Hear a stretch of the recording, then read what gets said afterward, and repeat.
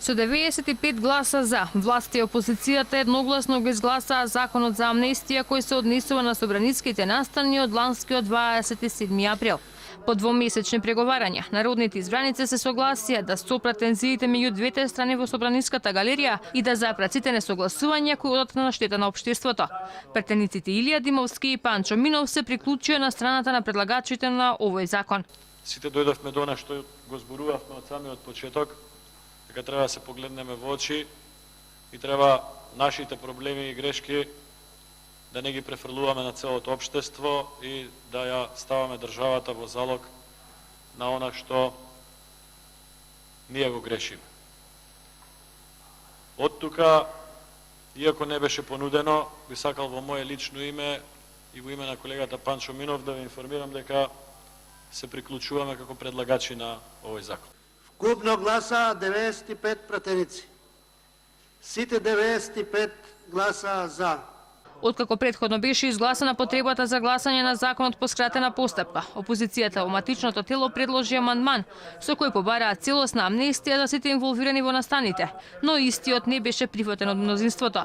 Законското решение содржи 5 члена кои даваат објаснување за тоа кој нема да биде опфатен со амнестијата. Помилувањето нема да важи за лицата кои сториле кривично дело здружување заради непријателска дејност, лицата кои биле со фантомки, оние кои употребиле физичка сила, неовластено користеле оружје, оние кои постапиле спротивно на службените овластувања, осудените за нападот врз пратеникот Села и министерката Шекеринска. За Села пак носењето ваков закон е срамна одлука, па тој заедно со партијата Рашиди и Горан Милевски не гласа за законот. Зборуваме за закон за брза постапка, ама тоа не е ни закон со брза постапка. Бидејќи јас уште текстот на законот сум го добил, право да ја кажам, преку SMS порака, преку Вибер. За да го гледам. Замислите каков закон се носи. Нели?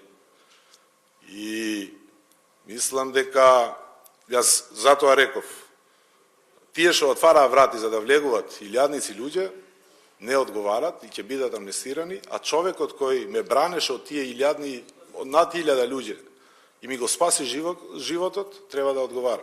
Сега законот треба да биде потпишан од страна на председателот Иванов и потоа да биде објавен во службен весник, пошто и официјално стапува на сила. Од тогаш тече и законскиот рок од 5 дена во кој обвинетите треба преку барање до судот и обвинителството да се изјаснат дали за нив сакаат да запре судската постапка, односно бараат амнестија. Судот или обвинителството кога го прими барањето има рок од 5 дена да одлучи. Законот дозволува и жалба во второстепена постапка.